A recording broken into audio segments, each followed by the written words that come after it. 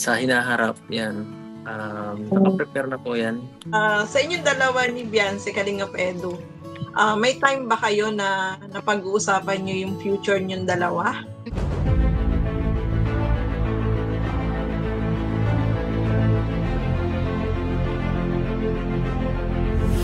Ayun, shoutout guys, muli po, welcome to my YouTube channel. Ito po si Kuya July, ang inyong katugang, ang inyong kalingap na muling buwabati po sa inyo ng magandang araw, magandang gabi, saang panig man po tayo ng mundo naroon. At sa araw na ito, panibagong vlog po tayo. Gawa po tayo ng reaction video about kay Kalingap Edu nung umakyat po sa Caraba kahapon or kagabi. Dahil dito po, mukhang booking na booking po si Papa Eds po dito about po sa kanila ni Beyonce. Mukhang napag-uusapan na po yung about po sa future. Pero bago po yun, konting paalala muna si Kuya July. Baka sakaling meron pa po ditong hindi nakasubscribe sa ating YouTube channel, wag natin kalimutan, July Paunil. Tapos pakipindot lang po yung notification bell button para lagi po tayong updated sa aking mga video upload. Tapos yung ating Facebook page po, July Paunil 2.0. Huwag natin kalimutan, pwede po natin i-follow yan, saka po pwedeng i-like yung mga upload.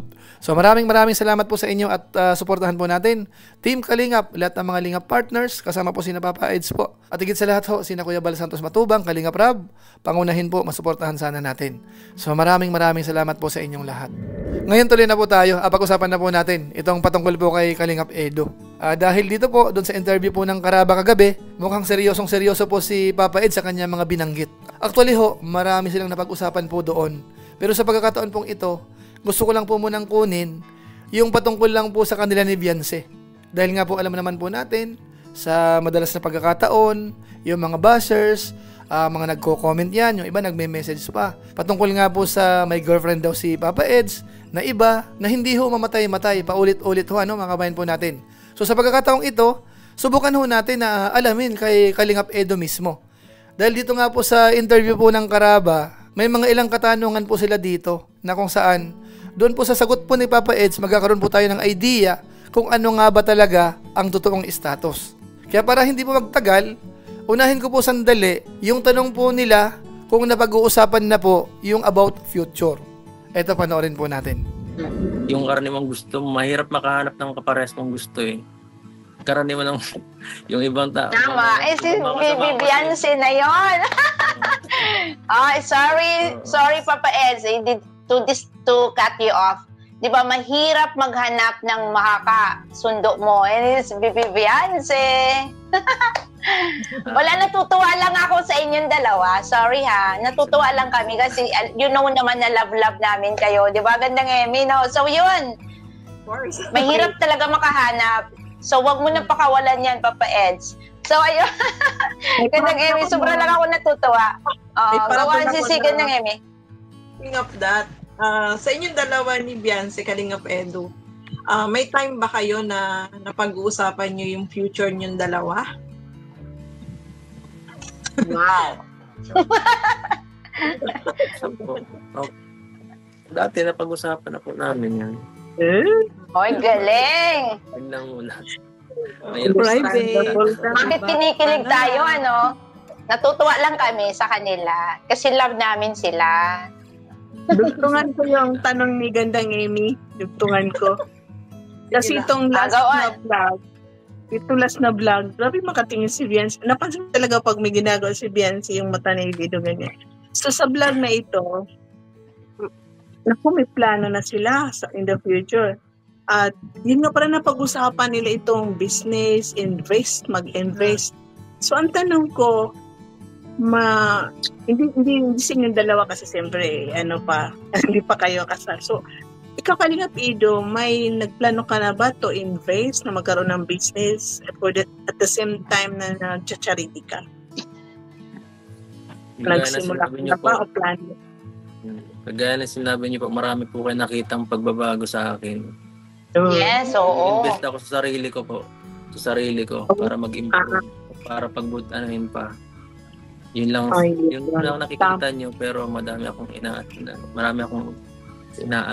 pinaaral, ganyan. Tapos hangga't nagre-ready sa mga bagay na sa hinaharap yan. Nakaprepare na po yan. Oras na lang naghihintay.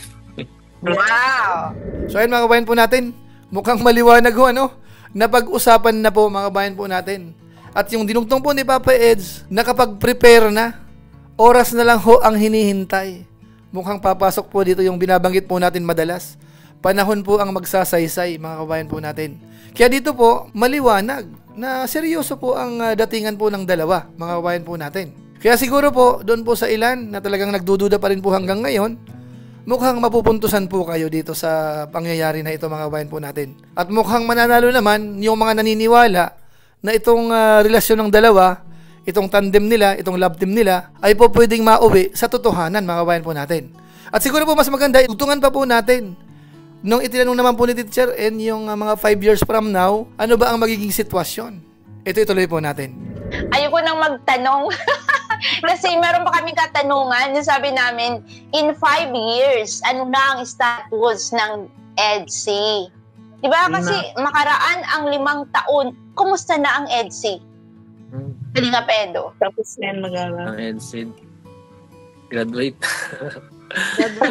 Happy ending na. Ayun na yun, ha? Happy ending na. Understanding.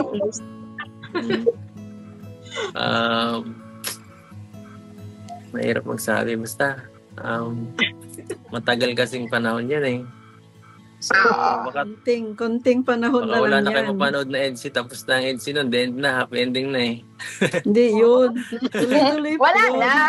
Mr. and Miss. Oo, iba na yon. Mr. and Mrs. na. So, ayun, ay nako, narinig natin ang mga kasagutan ni Kalinga Pedo. Bahala na kayo dyan. Basta ko, doon sa mga nagme-message sa akin, sorry. Sorry, not sorry. Diba? Kasi, ayun, talagang ini-insist nila na si Kalinga Pedo may girlfriend daw talaga. So, ito, narinig niyo mga kasagutan dito sa live ni Sis Darlene.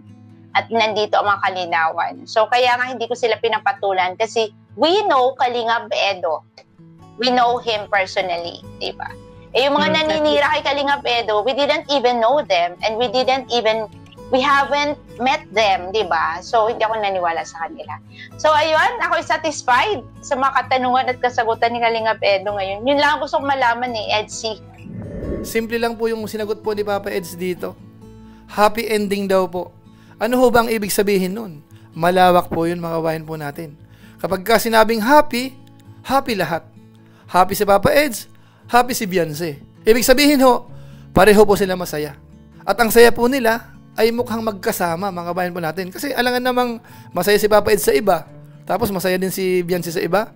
Sigurado ho mag-ibang level yun. Pero sa binanggit po ni Papa Eds, ang dating, parang magkasama silang masaya. Ano mga kabayan natin? Ano po sa palagay po ninyo? Pwede nyo pong i-comment dito sa comment section po natin. Pero para sa akin ho, kung i-analyze po natin, maliwanag. Yung mga binanggit ni Papa Eds dito, mukhang kinoconsider na po nila yung para sa future. Kaya sa tingin ko po, yung binulong po ni Kalinga Prab sa akin, mukhang totoo po yun. Yung minsan sinabi ko na rin po sa inyo, na yung dalawa na yan ay seryosohan yan at yung lalaki, desidido na. Kaso nga lang po si girl, hindi pa pwede kasi bata pa, mag-aaral pa. Bagamat ito pong sitwasyon na ito, wala naman pong contradiction doon po sa mga vlog na napanood natin. Yung huling reaction po natin patungkol po sa EDC, ganun din po. Di ba maganda ang usapan ng dalawa? Kaya kung magbabatayan po natin itong interview ng Karaba, yung mga vlog ni Kalinga Prab, sabihin ho natin yung mga latest vlog po sa kanila, walang contradiction. Talagang makikita po natin kung inang batayan natin, mukhang okay naman po yung dalawa. At mukhang napag-uusapan na rin yung patungkol po sa kinabukasan po nila, mga kabayan po natin. At kung inyo pong matatandaan doon po sa nakaraang vlog ni Kalinga Prab, napag-uusapan na nga akong ilang anak eh. So ano pong ibig sabihin? Connected din po dito sa pag-uusapan po natin sa ngayon. Kaya walang conflict po yan, mga kabayan po natin. Bagamat siyempre po, hindi naman natin masasabi na 100%. Ano po? Kasi hanggat hindi naman po yan ikinakasal o kaya ikakasal, hindi pa rin po natin sigurado yan, mga kabayan po natin. Bagamat yung mga senyalis ho ay nandyan na, kumbaga lamang na po, na sila nga po ang makita po natin sa future na magkasama. So yun lang po muna siguro ang ating mixing reaction video po. Dito sa masasabi ko na mukhang booking na booking dito si Papa Eds, doon po sa interview ng Karaba. So maraming salamat po sa inyo at pansamantala po, paalam mo na si Kuya July. At kung okay lang po sa inyo, pakishare po kung inyo pong nagustuhan po ito. Kung hindi naman, okay lang naman, mga kabayan po natin. So muli, ito po si Kuya July, ang inyong katugang, ang inyong kalingap na pansamantalang nagpapaalam po muna. Kita-kita ulit tayo sa mga susunod ko pang vlog. Maraming salamat sa inyong walang sawang pagsuporta po sa ating YouTube channel. Pagpalain nawa kayo ng Diyos, mabuhay tayong lahat. God bless. Bye-bye!